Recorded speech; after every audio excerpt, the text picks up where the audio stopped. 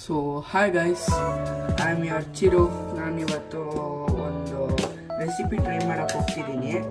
ಈ ರೆಸಿಪಿ ಹೆಸರು Sai protein ice cream ಅಂತ. ಆದರೆ ಇದೇನು ಸಾಲಿಡ್ ಐಸ್ ಕ್ರೀಮ್ ಥರ ಇರಲ್ಲ, ಆದರೆ ರೆಗ್ಯುಲರ್ ಐಸ್ ಕ್ರೀಮ್ ಥರ ಫೋಮಿ ಆಗಿರುತ್ತೆ. ಸೊ ನಮಗೆ ಬೇಕಾಗಿರೋದು ಇಷ್ಟೇ ಗೈಸ್, 2 ಪ್ಯಾಕು. ಇದು ಡೈರಿ ಕ್ರೀಮರ್ ಅಂತ, ಆರ್ ರೆಗ್ಯುಲರ್ ಸ್ಟೋರ್ ಕಾನ್ವೆನ್ಷನಲ್ ಸ್ಟೋರಲ್ಲೂ ಸಿಗುತ್ತೆ ಗೈಸ್. ಇದ್ರ ಹೆಸರು ಡೈರಿ ಕ್ರೀಮರ್, ಇಲ್ಲ ಅಂದರೆ ಮಿಲ್ಕ್ ಪೌಡರ್ ಅಂತಾನು ಕೇಳ್ಬೋದು ಗೈಸ್. ಮತ್ತು ಒಂದು ಶುಗರ್ ಪ್ಯಾಕೆಟ್ ಗೈಸ್.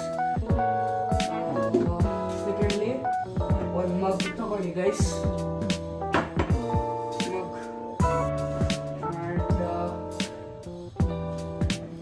ಸಾಯ್ ಮಿಲ್ಕ್. ಇವತ್ತು ನಾನು ಸೋ ಗುಡ್ ಪ್ಲಾಂಟ್ ಬೇಸ್ಡ್ ಸಾಯ್ ಬೆವರೇಜ್ ತೊಗೊಂಡಿದ್ದೀನಿ ಗೈಸ್. ಇದು ನಮ್ಮ ಬಾಡಿಗೆ ಸಖತ್ ಹೆಲ್ಪ್ ಆಗುತ್ತೆ ಗೈಸ್. ಸೋರ್ಸ್ ಆಫ್ ಪ್ರೋಟೀನ್ ಅಂತಾನೂ ಬರ್ತದೆ ಗೈಸ್. ಇದನ್ನ ಯಾರ್ಯಾರು ಪ್ರೋಟೀನ್ ಡಿಫಿಷಿಯನ್ಸಿ ಇರ್ತಾರೋ ಅವ್ರಿಗೆ ಕುಡಿಸಿದ್ರೆ ಸೂಪರ್ ಆಗಿರುತ್ತೆ ಗೈಸ್. ಯಾಕಂದರೆ ನೀವು ಚೇಂಜಸ್ಸನ್ನು ನೋಡ್ಬೋದು 2-3 ಡೇಸಲ್ಲಿ. ಮತ್ತು secondly we need whip.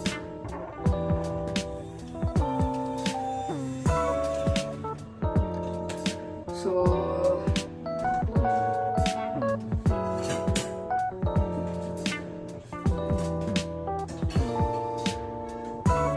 Vanilla essence ತಗೋಬೇಕು ಗೈಸ್ ಮಾಡೋಕ್ಕೆ.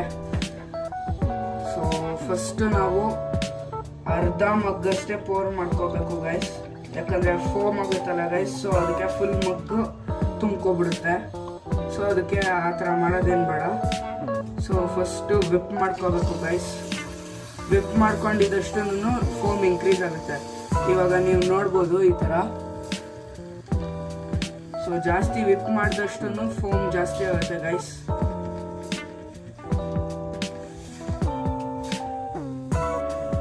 So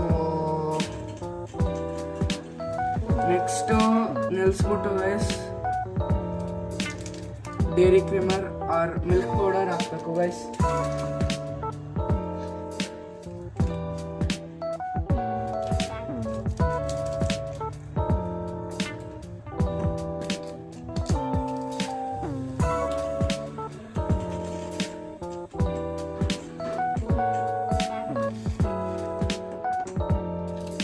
second packet.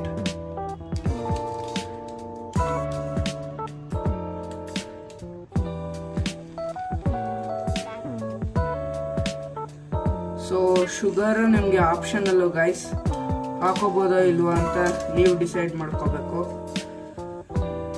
ನಾನಂತೂ ಇಲ್ಲಿ ಹಾಕೊತಿಲ್ಲ.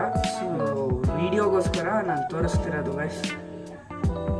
ಸೊ ನೋಡಿ ಗೈಸ್ ಎಷ್ಟು ಫೋಮ್ ಆಯಿತು ಅಂತ. ಮತ್ತು ವೆನಿಲಾ ಎಸೆನ್ಸ್ 2 to 3 ಡ್ರಾಪ್ಸ್ ಸಾಕು ಸರ್. 1 2 3 ಸಾಕು ಗೈಸ್. 2 to 3 ಡ್ರಾಪ್ಸ್ ಅಷ್ಟೇ ಗೈಸ್ ಹಾಕೋಬೇಕಾಗಿರೋದು. ವಿಪ್. ಇದು ವೆನಿಲಾ ಎಸೆನ್ಸ್ ಹಾಕಿದ್ದೀವಲ್ಲ ಗೈಸ್. ಸೊ ಚೆನ್ನಾಗಿ ವಿಪ್ ಮಾಡಬೇಕು. ವಿಪ್ ಮಾಡ್ಕೊಂಡಿಲ್ಲ ಅಂದರೆ ಹಂಗಂಗೆ ಬಾಯಿಗೆ ಸಿಗುತ್ತೆ ಗೈಸ್ ವೆನಿಲಾ. ಅದೇನು ಅಷ್ಟೊಂದೇನು ಸ್ವೀಟಾಗೂ ಇರಲ್ಲ ಅದು.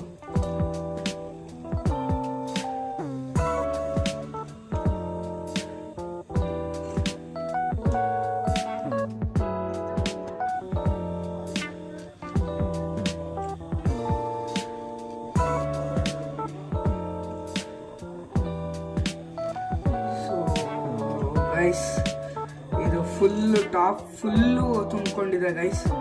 ಸೊ ನಿಮಗೆ ತೋರಿಸ್ತೀನಿ, ಒಂದು ನಿಮಿಷ